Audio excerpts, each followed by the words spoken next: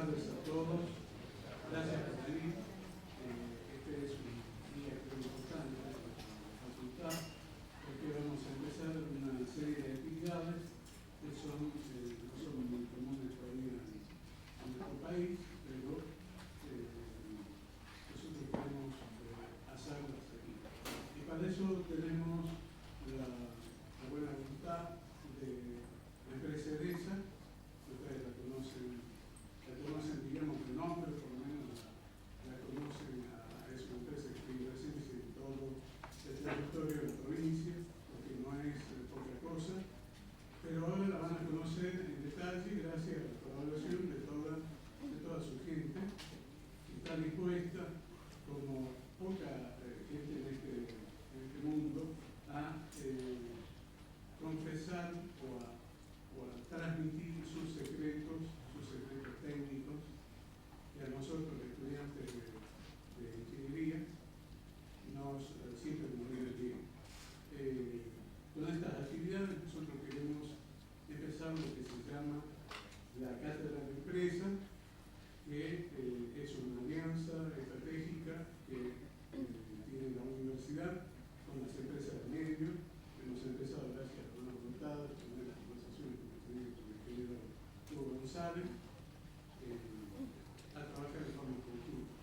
A veces no con la velocidad que queremos, sobre todo de parte de la facultad. Nosotros somos más burocráticos. La empresa de esa siempre se ha mostrado predispuesta a empezar ya con el tema, y nosotros por ahí no estamos a la altura en cuanto a la velocidad de los trámites. Pero bueno, aquí estamos. Como antecedentes tenemos un convenio ya con la firma EDESA, un convenio que es del año 2014, un convenio marco, que contempla el trabajo mancomunado en lo que es la transferencia de conocimiento. Después tenemos otro convenio muy importante, que la empresa EDESA está dispuesta a colaborarnos en montar un laboratorio de alta tensión. Y bueno, y ahora tenemos esta otra actividad que comprende la transferencia de conocimientos en temas específicos que varían desde el tema técnico de una red hasta el tema del manejo personal, hasta el tema de las relaciones humanas con toda la comunidad que se desempeña en eso. Y bueno, no quiero cansarlos más. Voy a ceder la palabra aquí a la vicedecana y después al ingeniero González, a EDESA, y espero que esta actividad sea provechosa. Gracias a todos de nuevo por venir.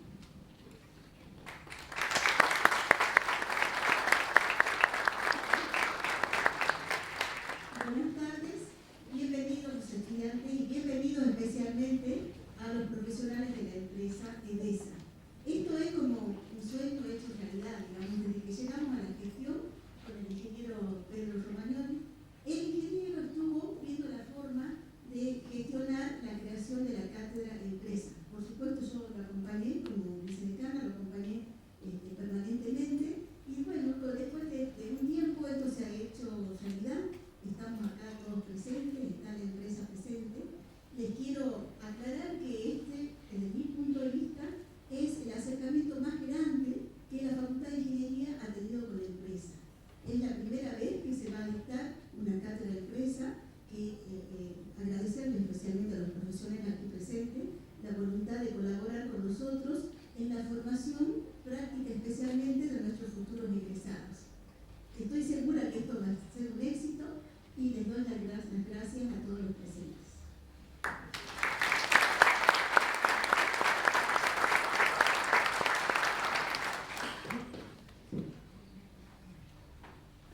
Bueno, buenas tardes, yo soy Hugo González, quería agradecer realmente la presencia, pero fundamentalmente al rectorado y al decanato realmente de ingeniería, que nos ha permitido trabajar en conjunto. Creo que por primera vez una universidad se abre a las empresas, ya que durante el año pasado hicieron un recorrido por distintas empresas de la provincia para preguntarles cuáles eran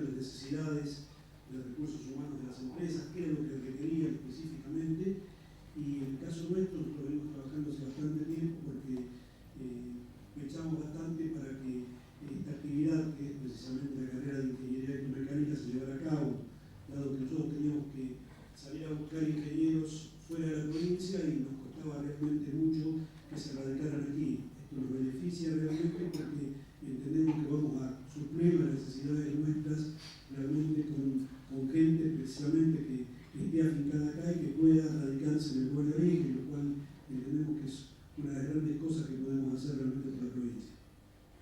Como les decía, estamos agradecidos por la apertura de la universidad realmente nosotros, y en cuanto a lo que decía el decano, los secretos no se los vamos a dar porque vivimos de eso, obviamente. Entonces, le vamos a contar algunas cosas, no todas. Lo que queremos fundamentalmente es comentarle que vamos a hacer varias charlas de este tipo.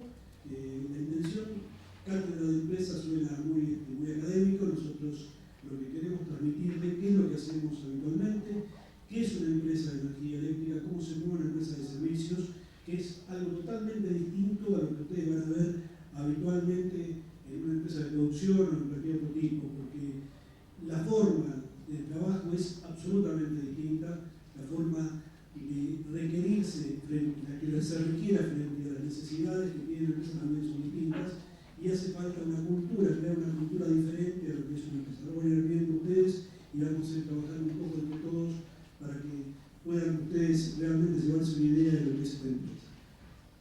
La otra cosa que quería comentarles es que esto no es una cátedra, lo que intentamos que esto sea un ir y venir de preguntas, y ustedes nos pregunten cada cosa que quieran saber, o cuando no entiendan algo nos corten y nos pregunten, y después haremos al final sí una secuencia de preguntas para aquellos que tengan dudas específicamente con algunos temas.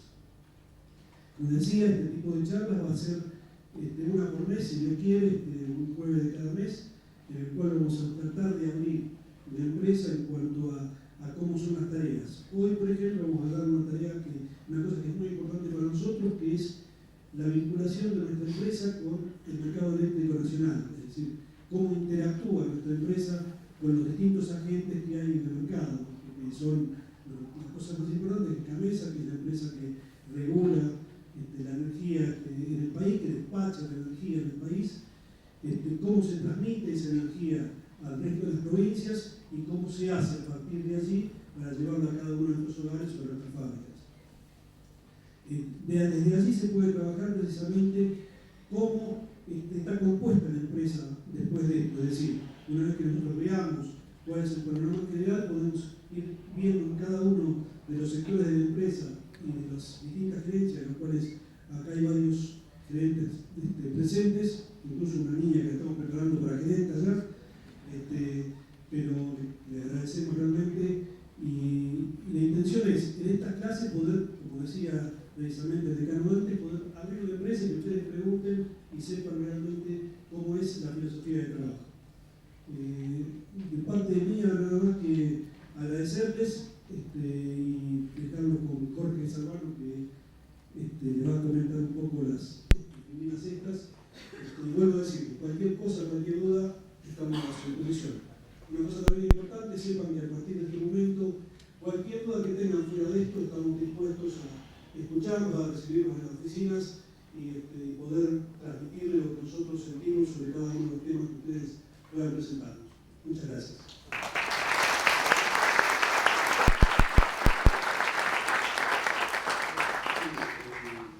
Yo quería agregar un tema que es importante, ustedes lo van a reconocer así, que además de tener la presencia física de muchos funcionarios gerentes de la distribuidora EDESA, todo el esfuerzo que ustedes van a ver de parte de ellos es completamente desinteresado, y así que todo lo hacen de onda y esperemos nosotros poder retribuir de la misma manera, con la mejor buena voluntad y con la mayor atención posible. Gracias a todos.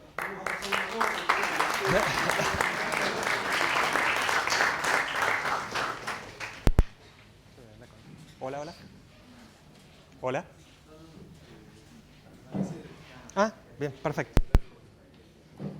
Hola.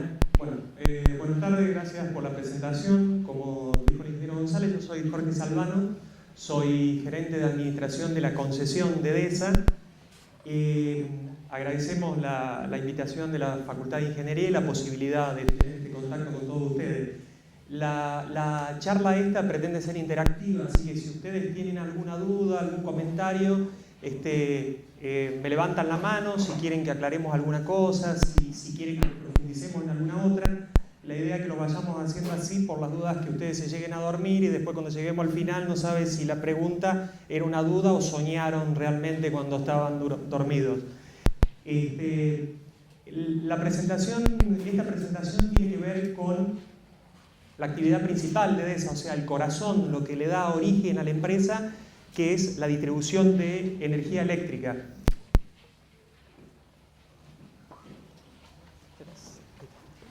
Sí.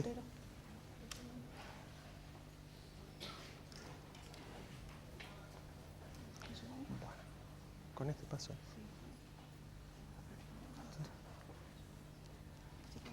Ahí está. Sí. Vale. Perfecto. En la primera, nosotros lo que le voy a mostrar, como decía recién, es el corazón, la actividad principal y lo que da origen a la empresa EDESA, que es la distribución de energía eléctrica. La distribución de energía eléctrica es un servicio público, de interés público, que a través de las diferentes formas que va tomando del país, en el caso de nuestra provincia, ha tomado la forma de una concesión a una empresa privada.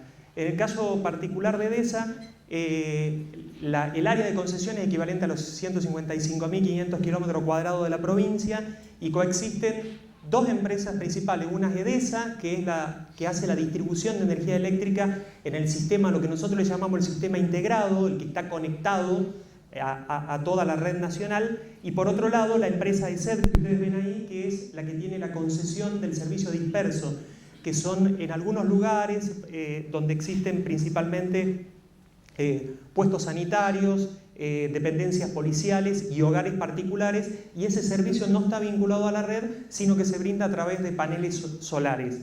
La empresa EDESA tiene una potencia máxima, esos son los valores que ustedes ven en el cuadro de la derecha. Un área de concesión, dijimos, de 155.000 kilómetros cuadrados y utiliza aproximadamente 14.000 kilómetros de redes para llegar a todos los usuarios de la provincia, que son 353.000 a datos actuales, sumados a los 7.300 de SET, estamos en alrededor de 360.000 usuarios. Las localidades atendidas son 143, las oficinas comerciales 32, y la participación en el país es el equivalente al 1,5% de la energía que se distribuye en el total del país. La figura a través de la cual se integra el servicio público, dijimos una concesión pública. Esta concesión es cuando el Estado elige transferir un bien o un servicio a un particular o a una empresa para administrar ese bien o para hacer la prestación de ese servicio. Esta estructura es una estructura que se replica con algunas diferencias, algunas características particulares a lo largo de todo el país.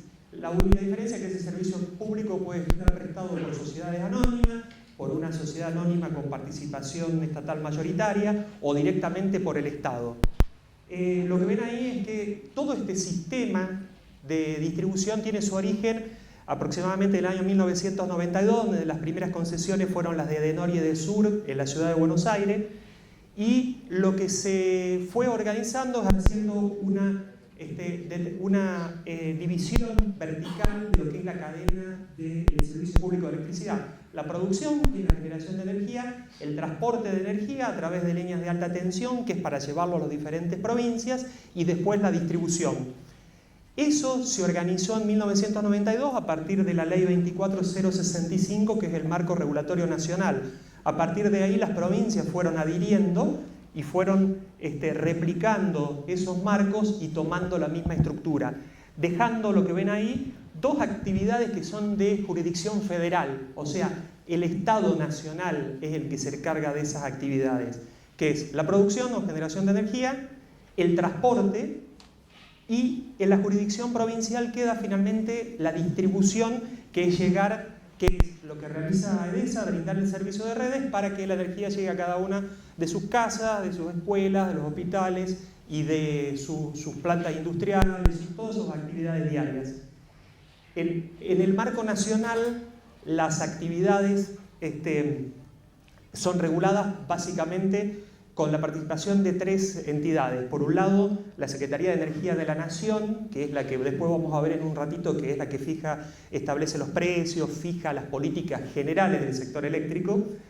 Después CAMESA, que es la compañía administradora del mercado mayorista eléctrico, sociedad anónima, de ahí que sea mucho mejor escribir el nombre corto que decir todo el nombre. Y después el Ente Nacional Regulador de la Electricidad.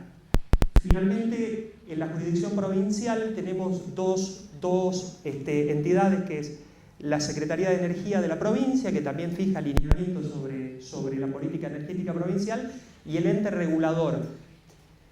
El ente regulador, como la distribución, el servicio concesionado a EDESA se perfecciona a través de un contrato de concesión. El contrato de concesión establece claramente cuáles son los derechos y obligaciones de EDESA y cuáles son los derechos y obligaciones de los usuarios también. Entonces lo que se trata de hacer a través del ente regulador es poner el punto de control entre la empresa y los usuarios. O sea, velar porque la empresa cumpla con sus obligaciones, que el ejercicio de sus derechos esté limitado a lo que están establecidos en el contrato de concesión, y también para el mismo lado para los usuarios, o sea, ser equidistante entre esas posiciones. Ustedes, si quieren anotar, obviamente, para recordar lo que quieran, háganlo. Igual la presentación la vamos a dejar disponible después para que ustedes la tengan y la compartan, así que no hay problema. Entonces, dijimos, la generación es de jurisdicción federal, es la producción de energía, donde están los generadores. Ustedes acá en la provincia de Salta, nosotros tenemos, por ejemplo, Cabra Corral, el dique Cabra Corral, que es un generador de jurisdicción federal. Después tienen la central de Güemes, tienen la central de Piquirenda en el norte y Termoandes en Cobos. Esos son actores nacionales. Por una cuestión física, ellos inyectan su energía acá, pero no quiere decir necesariamente que toda la energía que está tomando EDESA y que está llegando a nuestras casas tenga que venir efectivamente de esos generadores. De hecho, Termoandes, por ejemplo, en el caso de Güemes, si juntamos Güemes y Termoandes, tiene una potencia instalada de 1000 megavatios y la demanda de Salta es de 400. Imaginen alrededor de otros 300 de Jujuy, quiere decir que el área de Salta es exportadora de energía, y energía que a través del sistema de transporte va a ir a Tucumán y en determinados momentos va a venir de Tucumán o va a venir de otros generadores. La actividad de generación es de libre acceso, o sea, el que reúna los requisitos y quiera hacerlo, puede hacerlo. Puede generar a través de la fuente que sea, hidráulica, térmica, nuclear, etc. Tiene que limitarse a lo que está establecido en las leyes, cumplir con las leyes ambientales, etc. Pero lo que sí que desde el punto de vista económico va a generar si su oferta se regula por las leyes del mercado, si su oferta y su costo de producción es el menor. Acá después tiene ciertas limitaciones que fueron apareciendo con el correr de los años, fruto de cuestiones que son propias de nuestro país, que tienen que ver con el tipo de cambio, la inflación, etcétera, que se fueron poniendo limitaciones a la posibilidad de que puedan acceder libremente y se les puso tope a los valores que pueden generar, y aparece lo que se denomina el costo variable de producción. El costo variable de producción se determina cuánto le cuesta a ese generador producir. Ese CVP, costo variable de producción, tiene básicamente mano de obra y otros materiales, tiene el costo de combustible y el costo de capital de la unidad. Entonces, ese costo variable de producción se elenca o se hace una lista de méritos, y aquel que tenga, ¿y cuál es el mérito? Ser el más barato y más eficiente. Aquel que sea el más barato y más eficiente es el que genera y termina entrando. Después vamos a ver que hubo algunas limitaciones por el tema de la posibilidad de ingreso de generadores, y al haber poca disponibilidad de generación, todos los generadores tuvieron que generar, así no fuesen eficientes. Es una cosa que se está tratando de revertir y que lo vamos a ver un poquitito más adelante. Entonces, acá el primer concepto que tenemos que acordarnos es que el costo variable de producción es cuánto le cuesta al generador realmente producir la energía. El transporte es, ya tenemos el generador, tenemos que llegar a los límites provinciales. El transporte es un servicio concesionado también, no es de libre acceso. Son concesiones que en este caso las dio el Estado Nacional.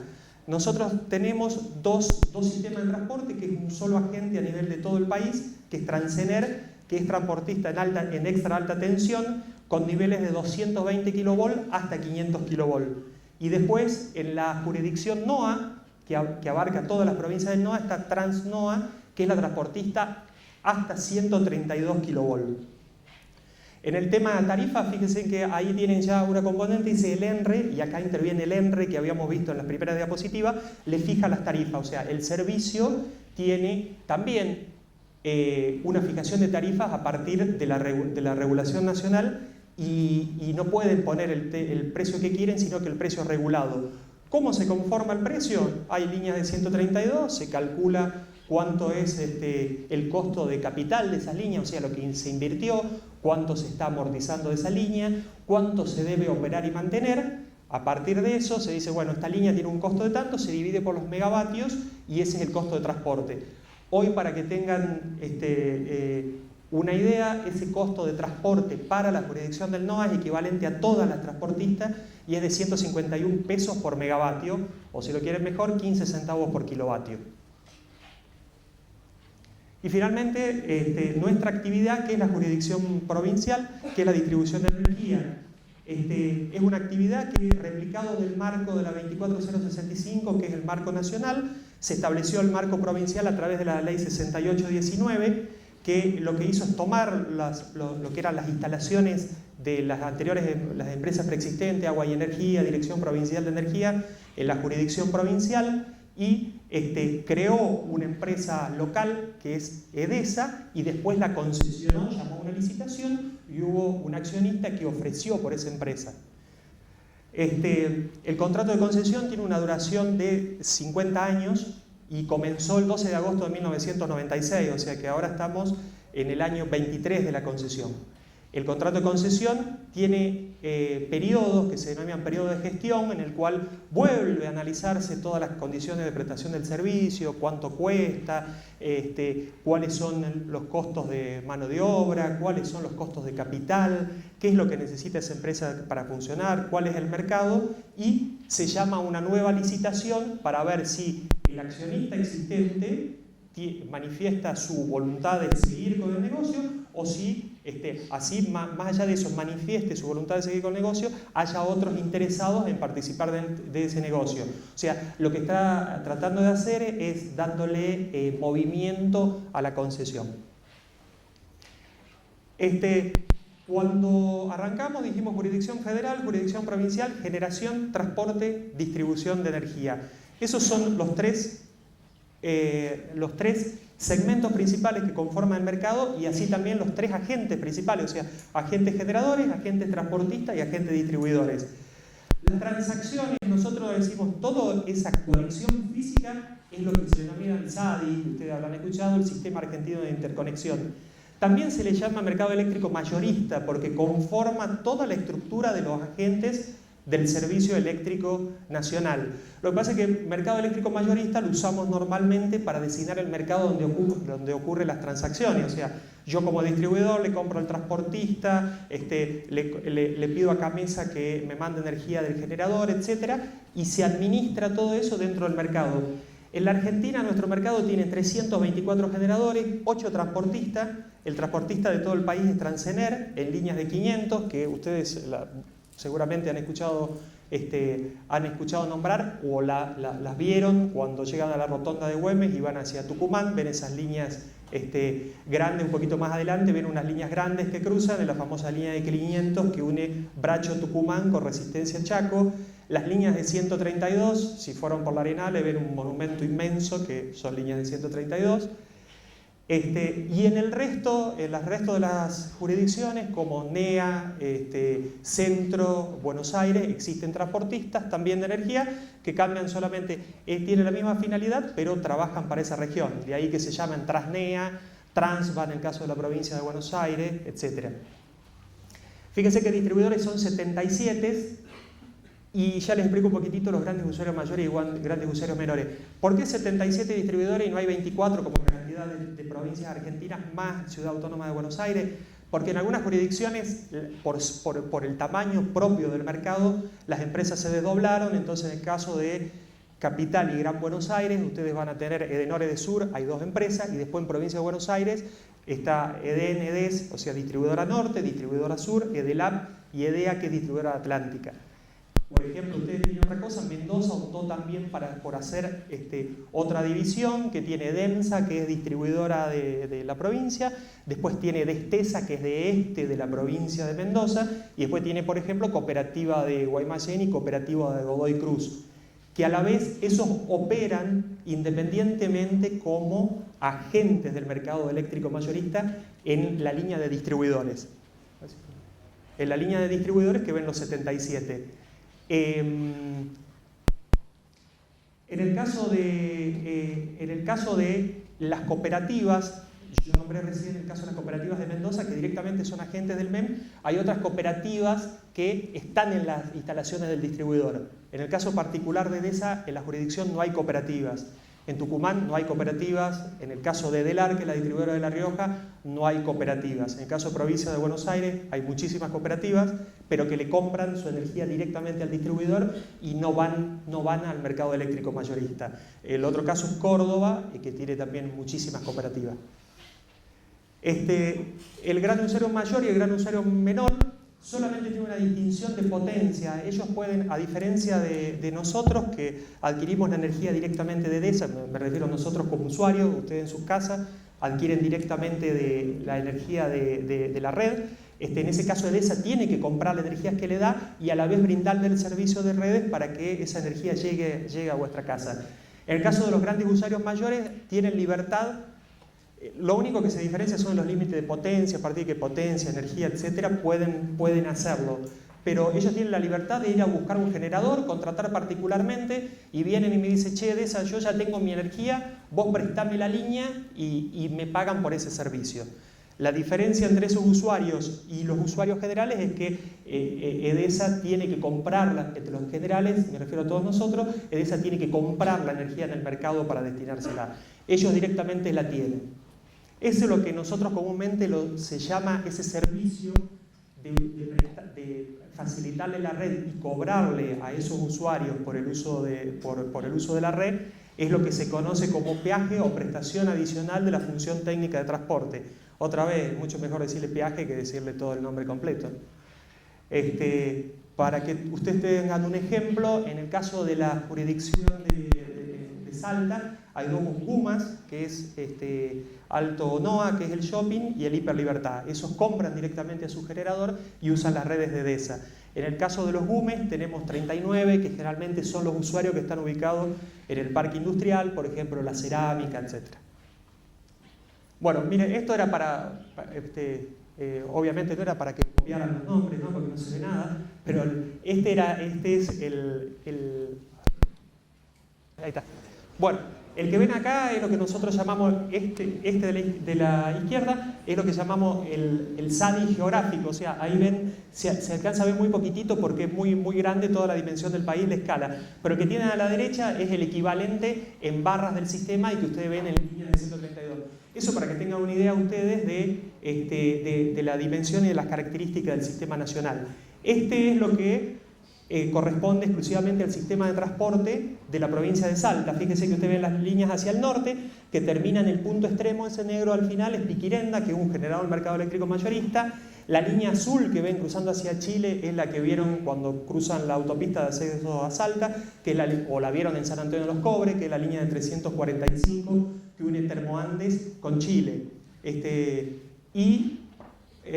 Las otras líneas que ven ustedes más gruesas, que ven hacia Chaco y hacia Tucumán abajo, son las líneas de 500, del sistema de 500 que opera Transener. Y que después ustedes ven ahí una especie de L invertida que va de Cobos a San Juancito, que es la otra línea de 500 que se construyó hace poco.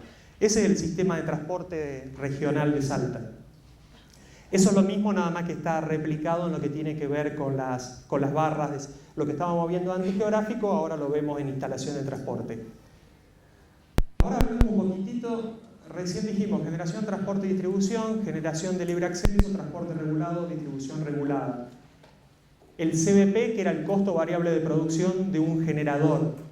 Finalmente tenemos lo que ven ahí, es cómo se compone la tarifa de una distribuidora.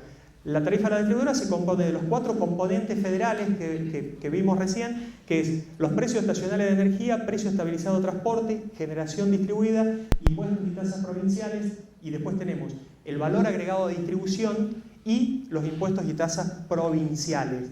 Todo eso forma parte de una fórmula matemática que se carga y se divide después en lo que ustedes ven en la factura, que dice cargo fijo, cargo variable energía, si son residenciales. Si son grandes demandas, van a ver que dice cargo fijo, máxima capacidad de suministro, potencia en punta, energía en pico, en resto y en valle. Que termina siendo lo mismo, nada más que esta fórmula de los grandes clientes se aglutina para que sea más fácil de entender para los clientes residenciales. Sí.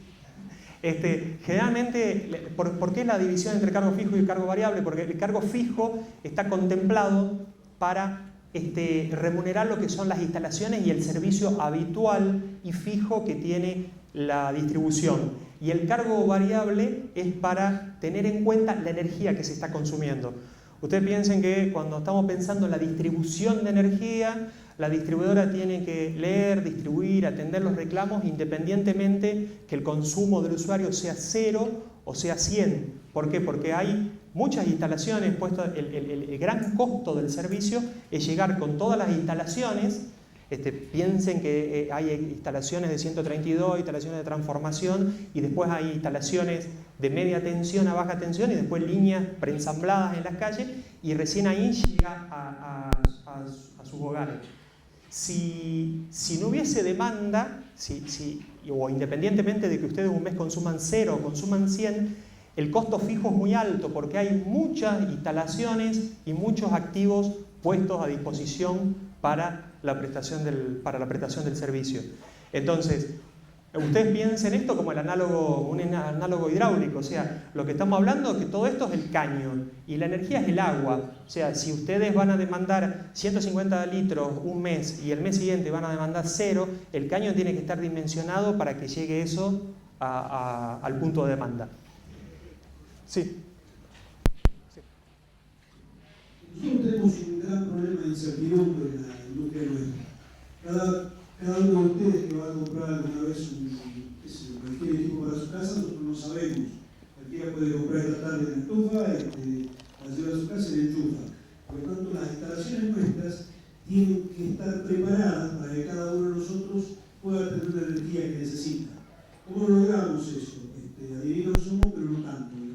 Tenemos programas que nos van dando por interacción, digamos, y por mediciones que hacemos habitualmente en las redes, y además sabiendo para dónde va a crecer la demanda, es decir, en base a cómo las municipalidades, fundamentalmente la provincia, quieren presentar su crecimiento, es decir, para dónde va a crecer cada una de las ciudades. Por ejemplo, hace poco tiempo nosotros teníamos todo el crecimiento que estaba dando para la zona oeste de la capital, por ejemplo, y parte para la zona sur, con Cerrillos.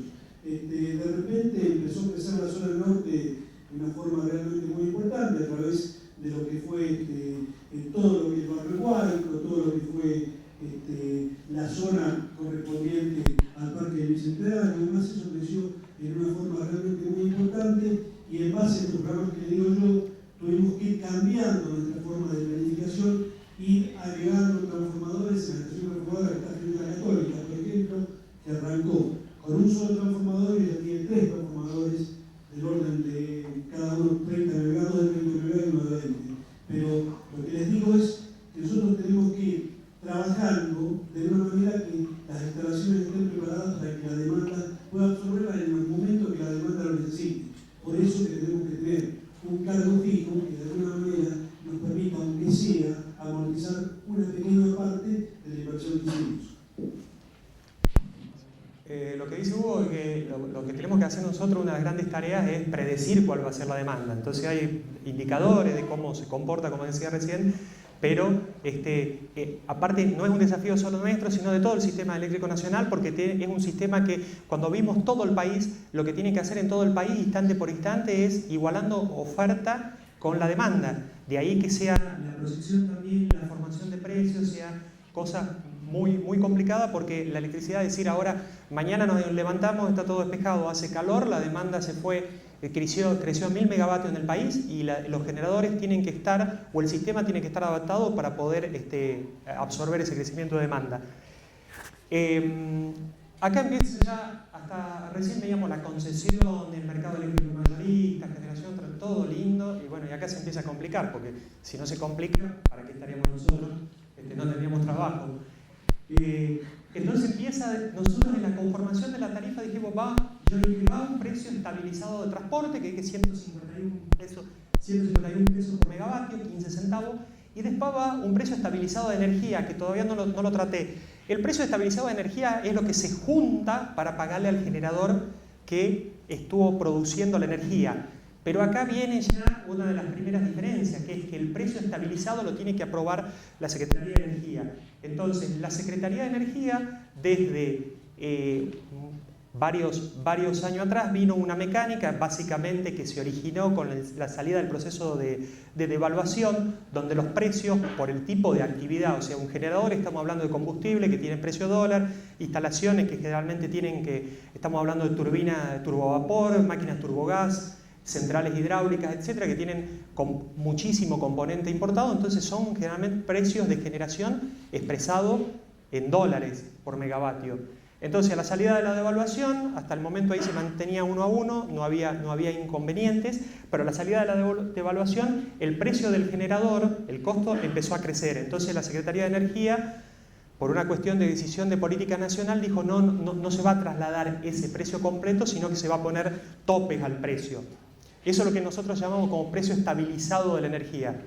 En algún momento, cuando se hace la programación, Camensa dice, mira, para el trimestre nos pide a los distribuidores que declaremos cuánta demanda vamos a tener, a los grandes usuarios también, y proyectan con 2 modelos, básicamente, que es el modelo argentino de optimización, que es Margo, y optimización secuencial de las cuencas argentinas, que es OSCAR, la palabra que lo abrevia es OSCAR, que es para determinar cuáles van a ser la generación hidráulica que se va a tener en ese año, porque la generación hidráulica va a permitir ahorrar combustible. Entonces, a partir de eso, Camensa hace una proyección y dice, yo voy a necesitar tanta generación térmica, hidráulica, etcétera, diésel, ¿no? Todo eso determina un precio ponderado, es lo que se llama la programación estacional. Entonces, establecen la programación estacional y sacan un precio estimado, que hoy, para que tengas una idea, una programación estacional del último trimestre, hay una programación para invierno y una programación para verano. ¿Por qué difiere? Y porque en el invierno generalmente el gas se destina a gas domiciliario, entonces aparecen restricciones en el tema del uso de los combustibles, se tiene que usar más combustible líquido y el precio es más caro. Muchas veces para hacer eso, como hay gas disponible en el verano, se genera en el verano y las lluvias se aprovechan para juntar agua a los embalses y después se genera con hidráulico en el invierno para abaratar el costo de la energía. Entonces, fíjense, ustedes lo que están viendo ahí es cuánto varió ese costo real de producción, verdaderamente lo que cuesta producir la energía en el mercado nacional.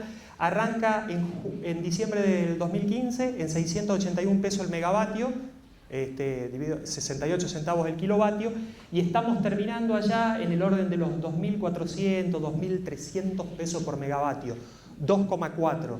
Fíjense la diferencia que ha tenido de incremento. Pero ahora vamos a analizar, fíjense si analizamos el precio estacional con transporte, pasó de los 681 que dije a marzo de 2019 2.674, una variación del 292%. El tipo de cambio del mismo periodo tuvo una devaluación del 261%. Fíjense que ahí está la relación del costo de producción en dólares. La inflación del IPC estuvo, en el caso de la ciudad de Buenos Aires, estuvo en 189% y el INDEC, el indicador mayorista, 188%. Ahora, si el precio de energía estabilizado más el precio del transporte lo dividimos por el tipo de cambio, fíjense que la variación fue del 8,7%, más o menos lo que sería comparable a una inflación en dólares para ese periodo. Y usted me dice, sí, pero en marzo pero terminó subiendo. Bueno, terminó subiendo porque entre medio, más allá de la inflación en dólares, entre medio hubo una gran componente de combustible líquido que es caro por problemas de que no había suficiente generación para atender la demanda. Cuando no hay suficiente generación para atender la demanda, no queda otra que despachar lo que hay, o sea, que generen los generadores que hay, y los generadores que hay son caros porque tienen generalmente combustible gasoil o gas, que como tuvimos restricciones de gas, ese gas debió importarse de otros lugares, por ejemplo, el caso de Bolivia, donde el gas en esa cuenca, ese gas de importación es más caro. Entonces, por eso fuimos perdiendo participación de generación hidráulica barata, sustituyéndola por generación térmica más cara. Fíjense que ahora vemos las dos gráficas. Esta gráfica que están viendo es el costo real de producción, el rojo que veíamos recién, los que terminamos en 2.600 y pico pesos, y el verde es lo que va a tarifa, que realmente se carga y que sí es el precio estacional. O sea, está el costo de producción, dice el costo de producción sale 100, la Secretaría de Energía dice vale a tarifa va a 50. Los otros 50 que es subsidio de Estado Nacional. El Estado Nacional, el Tesoro dice, bueno, yo no quiero que el costo de la energía, la producción de energía se transfiera completamente a tarifa, y lo que está poniendo es la diferencia. Entonces, toda esa línea verde que ustedes están viendo ahí es lo que verdaderamente está yendo a tarifa. La diferencia fue subsidio que lo tuvo que poner el Estado Nacional. Sí, lo que arrancamos acá es que cuando se arrancó diciembre del 2015, la energía valía 680 pesos. A ver si lo vamos a ver un poquito mejor acá. Todo este cuadro está resumido acá. Fíjese, 2015 valía 670 pesos el megavatio, 67 centavos el kilovatio. ¿Cuánto iba a tarifa? 10 centavos. Eso se fue modificando y llegamos al día de hoy, donde tenemos 2.578 contra más o menos 1.892. Fíjense que si ustedes hacen la curva verde, abajo es el usuario. Nosotros teníamos que pagar en nuestra tarifa el 14% de lo que costaba la energía, después pasó al 30, al 48, al 51 y al 73. Porque simultáneamente a la devaluación y al ajuste del precio de producción se fue quitando subsidios. Fíjense que si ahora corregimos el cuadrito ese que habíamos visto antes, se fue a 1.885 el precio que se ve en la tarifa. Pasamos de 95 al megavatio, o sea, 9 centavos y medio, 10 centavos por kilovatio, a 1,90, casi 2. ¿Por qué? Porque simultáneamente a la quita de subsidios se fue también ajustando el precio de la energía, que es el que viene del 2015 por la variación de costos. La generación distribuida es un caso particular que ha aparecido con las restricciones esas que se fueron viendo en el mercado, que es la posibilidad de instalar porque los recursos de generación se van concentrando en algunas partes del país donde hay gas o donde hay generación hidráulica.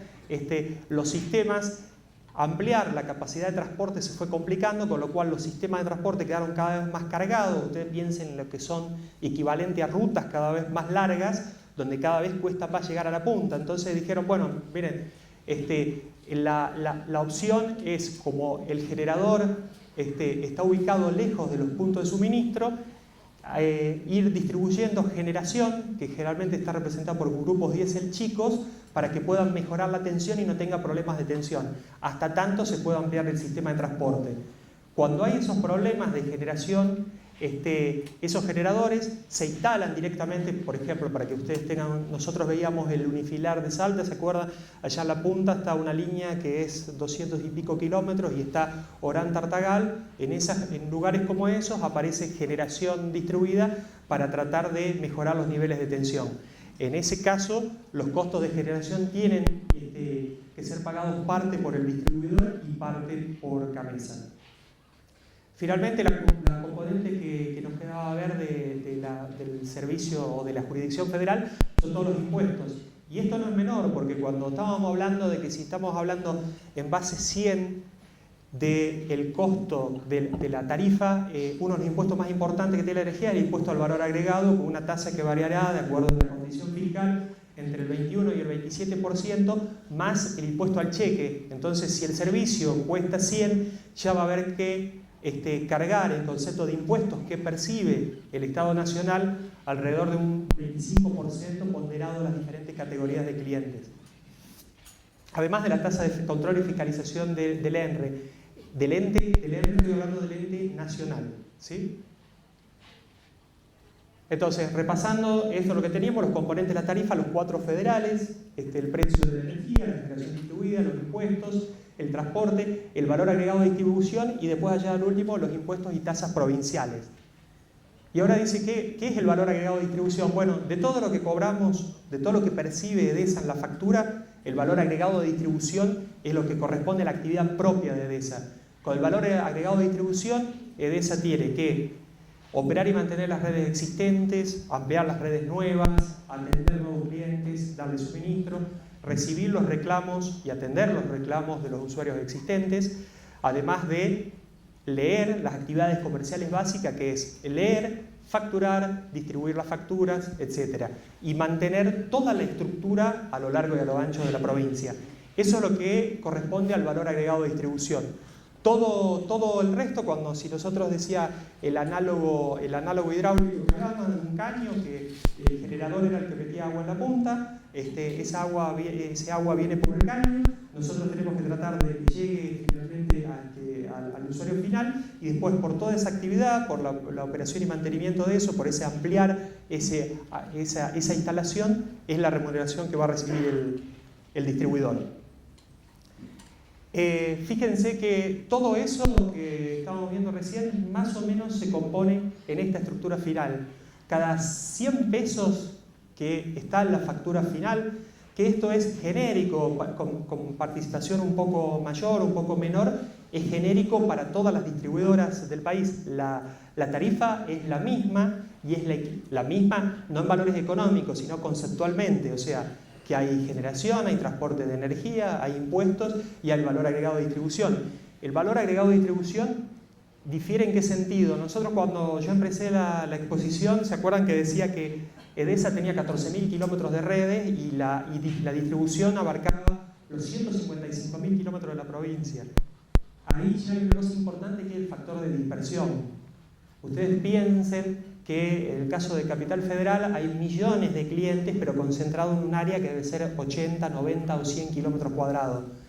Entonces, no es lo mismo tener clientes que estén cada 30 metros, cada 40 o cada 150. Entonces, de ahí que los VAT difieran en todas las provincias porque tienen en cuenta esos factores, como cualquier otra actividad, esos factores de dispersión.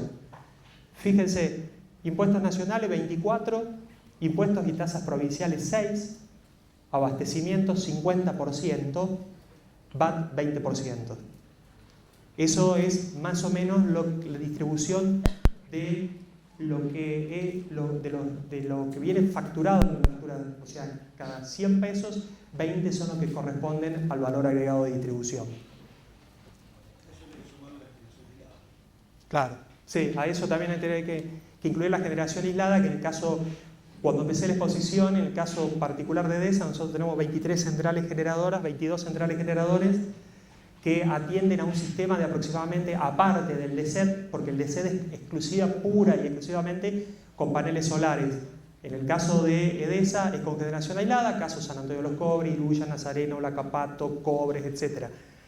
Con algunas variantes muy particulares. Por ejemplo, nosotros tenemos generación en los toldos es generación diésel y es generación hidráulica aislada con pequeño aprovechamiento hidráulico. El combustible es complicado porque la logística de combustible hay que entrar a Bolivia, luego entrar nuevamente a Salta para poder descargar el combustible. Y el caso particular de Cobres, que es una central de 20 kilovatios, es una central, diría, por las características única del país, con motores diésel, pero alimentados a gas.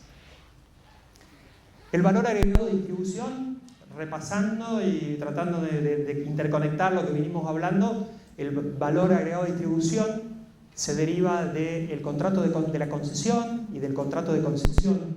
EDESA y ninguna distribuidora pueden cobrar el VAT que quieran, sino lo que tienen que hacer es estudios para determinar cuánto es el valor agregado de distribución en base a las instalaciones afectadas, en base a cómo hay que operar y mantener las instalaciones, en base a la estructura de la empresa y ver cuál es la estructura óptima. Estos son los pasos normalmente que el valor agregado de distribución se determina en un proceso que se llama revisión tarifaria integral. La revisión tarifaria integral, de acuerdo al contrato, es cada 5 años. La última, en el caso de la provincia, fue en el año 2017. Entonces, fija el valor agregado de distribución para los próximos 5 años y después va entre medio verificando que, como nosotros para todas las actividades estamos particularmente en un entorno de inflación, verificando que se siga manteniendo los valores económicos que fueron originalmente establecidos. La revisión tarifaria integral lo que fija son 2 valores básicos: la cantidad de actividades, de instalaciones y el precio, o sea, P por Q, es decir, tiene que hacer tantas lecturas de factura, tantas distribuciones, tiene que poner tantas líneas, tiene que mantener tantas líneas, y a partir de eso se define cuál es la estructura óptima para el servicio público en la provincia de Salta, y a partir de eso se hace el estudio de caracterización de demanda, el balance de energía y potencia, el estudio de las instalaciones que necesitas para prestar ese servicio, el estudio de determinación de la tasa de rentabilidad que va a recibir la empresa, el estudio de determinación de costos y la contrastación de ese estudio con el modelo real. Las instalaciones, cuando se determinan, no se determinan las instalaciones que están efectivamente prestando el servicio, sino lo que se hace es una optimización, hace el regulador de la red. El regulador pide cuáles son los puntos geográficos donde están distribuidos todos los clientes, y lo que hace es hacer lo que se llama un modelo de tierra arrasada. Dice, bueno, para mí no existe red, y hay un modelo de simulación que va trazando cuál es la red más eficiente para brindarle servicio a esos clientes y al menor costo posible. Eso es lo que determina después lo que se llama el BNR, valor nuevo de reposición adaptado, o BNR optimizado, que es el óptimo para prestar el servicio en la provincia de Salta. Córdoba hará lo mismo, Tucumán hace lo mismo, Jujuy hace lo mismo.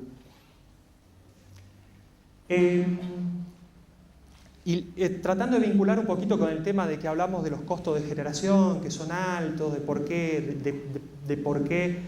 tienen el precio que tiene, llegamos a lo que tenemos como la matriz energética de nuestro país, que era uno de los temas para analizar hoy.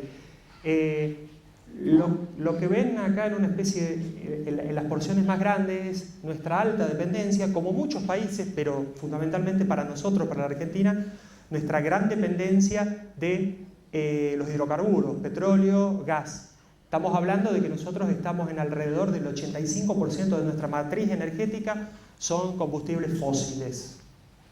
Entonces, si nosotros tenemos ese tipo, fíjense que nosotros estamos hablando de el consumo total de energía es de 82 toneladas equivalentes de petróleo, la tendencia para el año 2030 sería esa. Pero sí se aplican modelos de uso eficiente de la energía, generación eficiente, fuentes adicionales, fuentes renovables para la producción de energía. Esa tendencia podría bajarse a 74, que es lo que estamos hablando. Fíjense que si, de acuerdo a proyecciones de la Secretaría de Energía de la Nación, estamos hablando de que la energía eléctrica, en la tendencia que no tenemos mucho, digamos, son 10 años, estamos hablando de 10 años vista para el 2030. Estamos hablando de que la indicación tendencial sería de un 17% de ahorro si se hacen las cosas que están planeadas, como por ejemplo la incorporación de fuentes renovables de energía, que vamos a ver ahora con el tema del programa Renovar. Fíjese, el celeste del agua, la hidroeléctrica, fíjese cómo pidió, esto es 2002, este extremo, aquel es 2019. Arrancamos de un 40% de participación y cayó a un 27, 28% de participación, perdió 12%. Eso lo sustituyeron los combustibles líquidos y gaseosos. De ahí que tenemos un valor también más caro de la generación. Lo que ven arriba en un amarillo verdoso, es la generación nuclear. La generación nuclear, salvo la incorporación de los reactores de Atucha 2, no ha tenido mucho movimiento porque era Atucha 1, embalse, y después fue Atucha 2 con 400 megavatios, si mal no recuerdo. Y después hay proyectada alguna ampliación o una extensión del servicio de lo que es la central nuclear de embalse. Pero sí, que es lo rescatable, la última curvita que completa la participación, son las renovables. Fíjense que las renovables del 2015, 2016 y en adelante han empezado a incrementar la participación. Miren, esta es la misma, nada más que para que vean resumidos en algún año específico, de que en el 2018 terminamos con 64% de generación térmica, 29% de hidro, 5% de nuclear, que la nuclear en definitiva es una reacción de fisión para calentar agua, o sea, es térmica. Es mucho más complejo que eso, obviamente, pero es generación térmica. Entonces estamos hablando de que tenemos el 70% de generación térmica. Y si hacemos normalmente las distribuciones, 70 de térmica, 30 de hidráulica. O sea, es mucho la participación. Entonces, como esto no pasó desapercibido, lo vieron en el mercado, ¿qué empezaron a hacer? Empezaron a partir del 2016 lo que se llamó los programas Renovar, de generación renovable de energía en el mercado eléctrico mayorista. ¿Por qué? Para poder ir incrementando la participación de la energía renovable y poder ahorrar combustibles y gastar menos.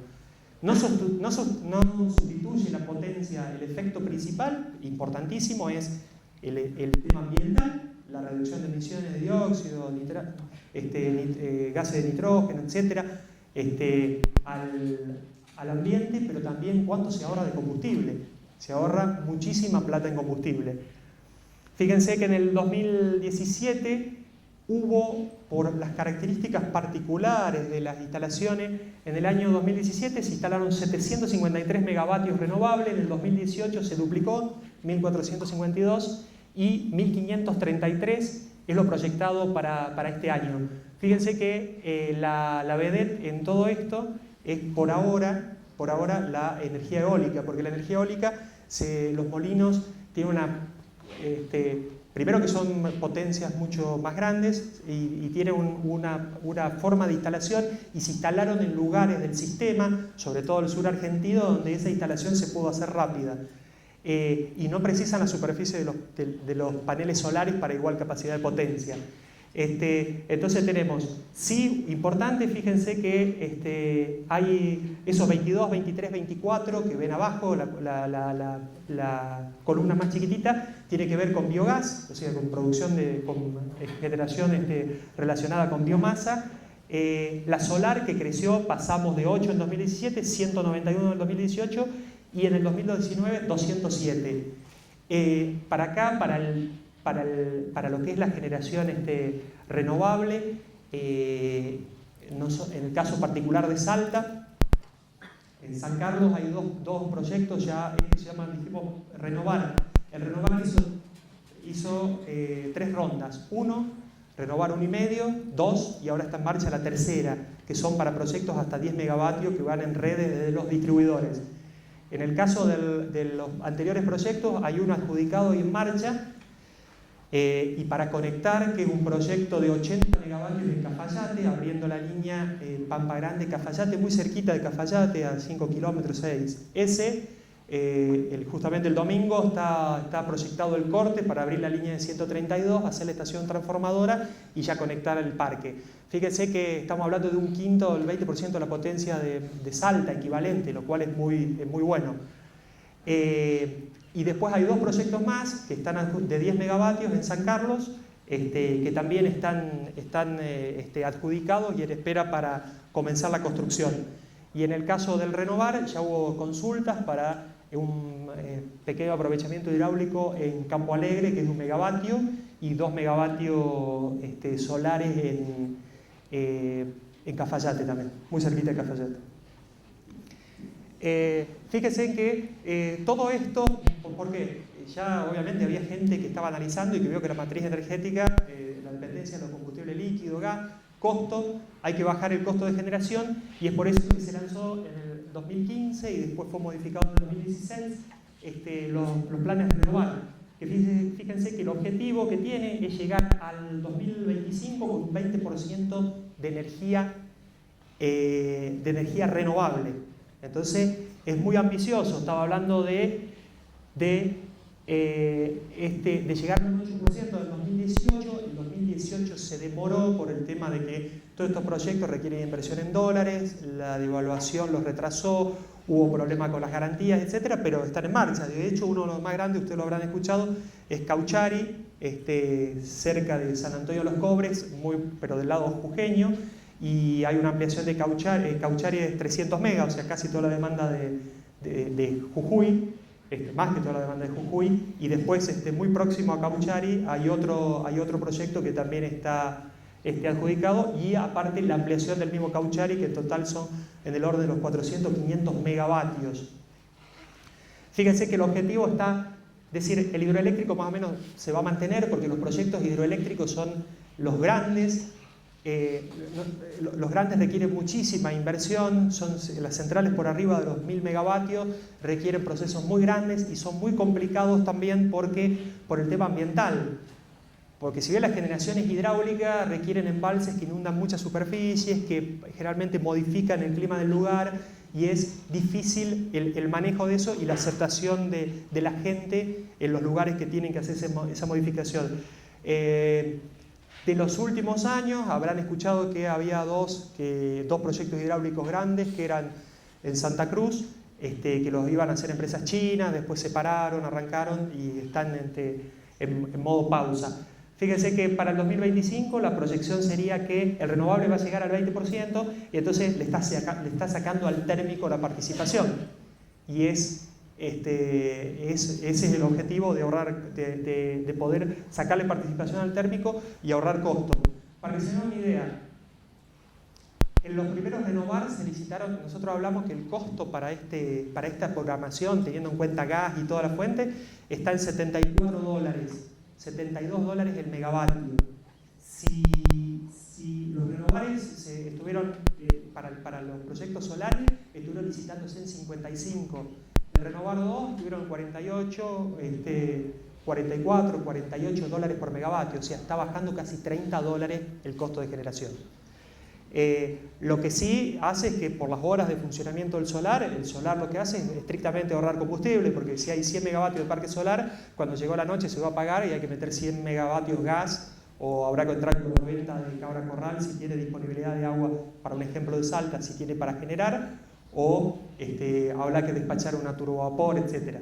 Pero sí, fue lo importante el ahorro de combustible. Claro. Sí.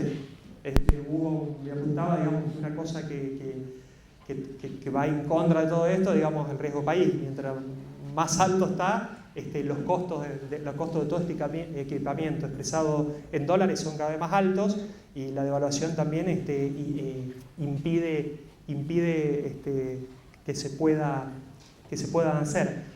Y ahí relacionado con eso hay un tema, una cuenta que había hecho rápido, de que nosotros en algún momento yo les mostraba que había 50% de subsidio en lo que era el valor de producción de energía. Para la demanda de la Argentina, que genera alrededor de 100.000 gigavatios por año, 100 teravatios, estamos hablando que si se tuviera que mantener ese nivel de subsidio, se está hablando de 100.000 millones de pesos, que es equivalente, bueno, va cambiando la cuenta cada 2 minutos, pero más o menos debería ser unos 2.500 millones de dólares. Entonces ahí tiene un ejemplo de por qué hay una reducción también paulatina del tema de los subsidios. Fíjense que ahí está más o menos la curvita. Nosotros, recién cuando lo mostraba, había mucho ingreso de renovable, pero fue sobre todo sobre el final del 2018. Por eso la curva de participación es que la generación estuvo físicamente, pero todavía no había generado. Este año, ¿qué va a ser? La generación está disponible, va a generar, entonces va a empezar a agrandar su participación. Por eso, porque muchos de los megavatios se instalaron a finales, fíjense, 872 megavatios a finales. El objetivo es que llegar a instalar y tener disponibles 3.181 megavatios durante el 2019, y finalmente, fíjense que La curva total es el ejemplo que tiene arriba de unos 7.000 más o menos megavatios instalados finales. Donde el principal, fíjense que se mantiene esa curva azul que ven con las onditas, es la eólica, producida por el viento, y la otra es la solar, o sea que la gran apuesta en este caso es el de la energía solar. Las zonas del país más o menos se han determinado, o sea, toda la zona de Puna, la zona oeste cordillerana, medición de energía del sol tiene, por lo cual todos los proyectos, la mayoría de los proyectos van Rioja, Catamarca, Salta, Jujuy, donde es la más propicia para las energías solares, mientras que la eólica, como ustedes saben, es la Patagonia, básicamente se han habilitado parques Corte de 100 megavatios en Bahía Blanca, el parque también que hizo Central Puerto en Bahía Blanca, Arauco, que es en la zona de Mogasta en La Rioja, que es una zona particularmente ventosa, porque uno de los requisitos, como que para el caso de la solar, es que el sol sea bueno y disponible durante muchas horas del día, con la mejor atmósfera más limpia para que se pueda transformar la energía. En el caso de la eólica es que no sea el viento fuerte, sino que ese viento preponderante durante muchas horas del día para poder generar. Bueno, esto creo que es más o menos a grandes rasgos lo que es la estructura del mercado eléctrico mayorista, que nos toca todos los días. Lo que tienen que percibir acá, más allá de todos los agentes y de todo lo que hay, es el sincronismo, aprovechando que estamos hablando de energía eléctrica, el sincronismo que tiene que haber en todos los agentes, pero también la predicción que tiene que existir para poder atender todo esto en tiempo y forma. Es importante que todos los agentes y pueda funcionar toda la cadena de producción, porque las inversiones eléctricas requieren planificación y requieren de mucho plazo. O sea, uno no puede decir hoy, no, yo no hago la línea porque la línea de 132 o el transformador que necesito, después lo hago el año que viene, porque son obras que necesitan programación y después llevan mucho tiempo. Ustedes piensen que cuando nosotros estamos hablando de una ET de 132, supónganse, nosotros estamos hablando de una estación transformadora, ahora se está haciendo con la provincia, la ET San Agustín. La ET San Agustín tiene 14, es una simple, o sea, se abre la línea de 132, baja y se pone un transformador, así a grandes rasgos, se pone un transformador de 30 MVA. Eso lleva 14 meses hacerlo. Entonces, no es que lo que no se hace ahora, yo puedo hacerlo. Esto es un sector que es electrointensivo porque hay muchas instalaciones de generadores, de transportistas, distribuidores, están puestas a disposición y que tienen que estar cada una en la cadena, porque yo puedo tener después la línea de baja o el transformador o la línea de 13 para llegar, pero resulta que el ET de 132 no tengo transformación y no tengo capacidad disponible. Y después me puede pasar a mí que yo pueda tener la capacidad de transformación disponible y no tengo línea de 132. Y estamos hablando de un sistema disperso y hacer una línea de 132. En el caso de Salta, involucra que seguramente la línea, salvo que sea en Salta y que sea urbana, involucra a veces distancias que son 80, 90, 100 kilómetros, etc. Y una línea de 132 de 100 kilómetros se hace en 16 meses, 18, 24. Con los permisos aprobados y con la plata aprobada. Y con la plata en mano. O sea, eso es lo importante. Por eso, ¿cómo arranca?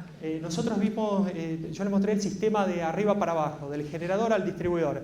Y después ahora fluye un circuito de información que es del distribuidor hacia el generador, o termina siendo hacia la Secretaría de Energía, que es la demanda.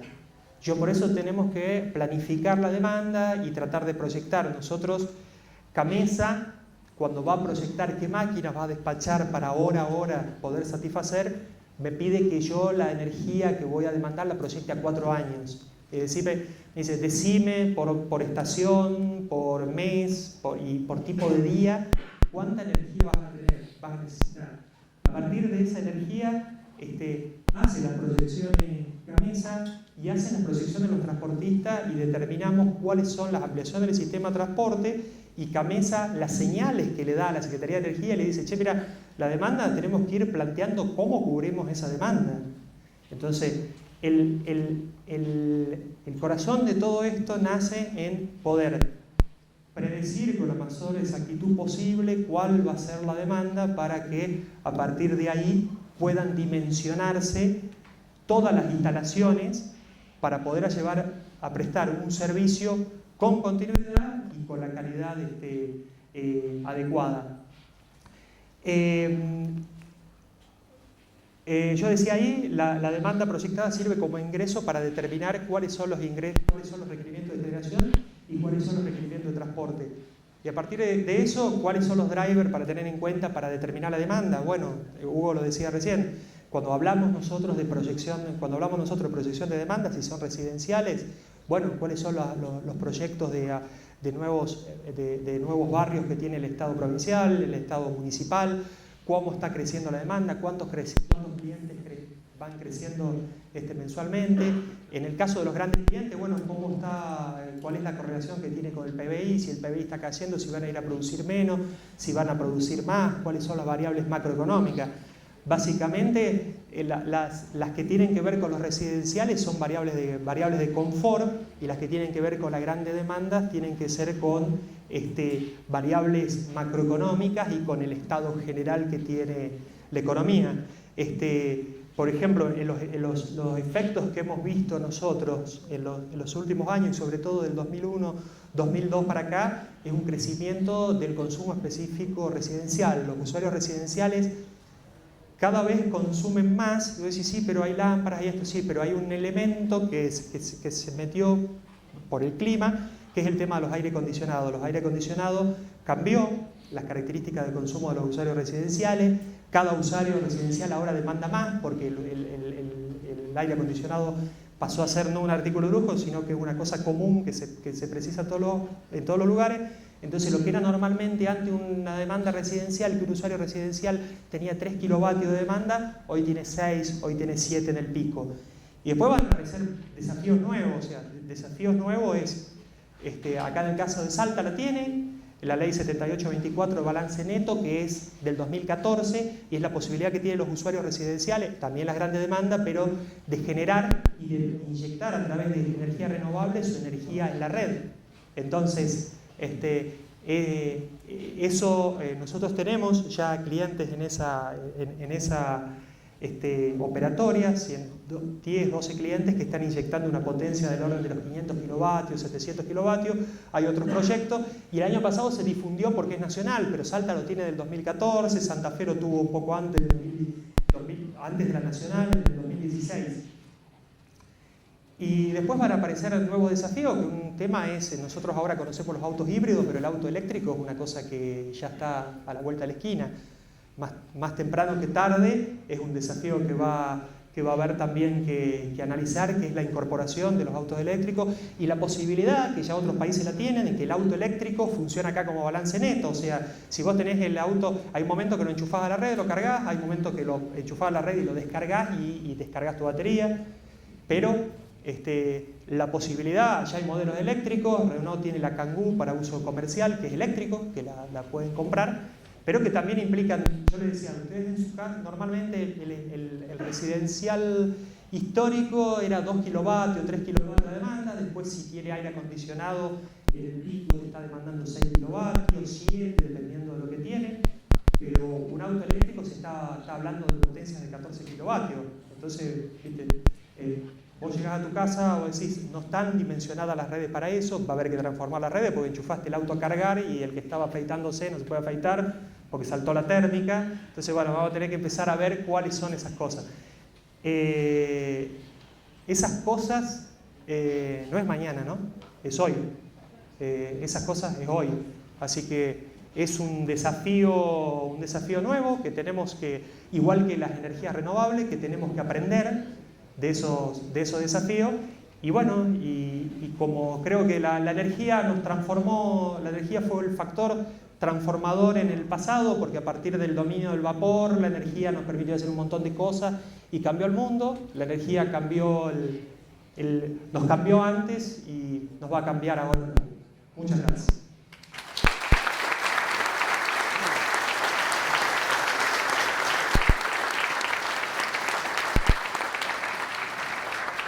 Bueno, yo estoy contento porque nadie, por lo menos no había nadie dormirse. No sé si... No veo...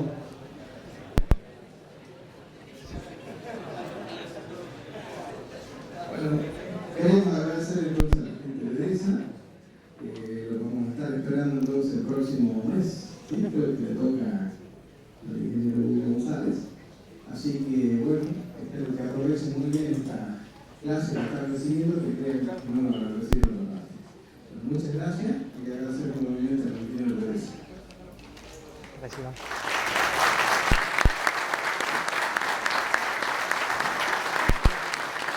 Gracias. Sí, debería. No sé si querían hacer una pregunta, yo estoy...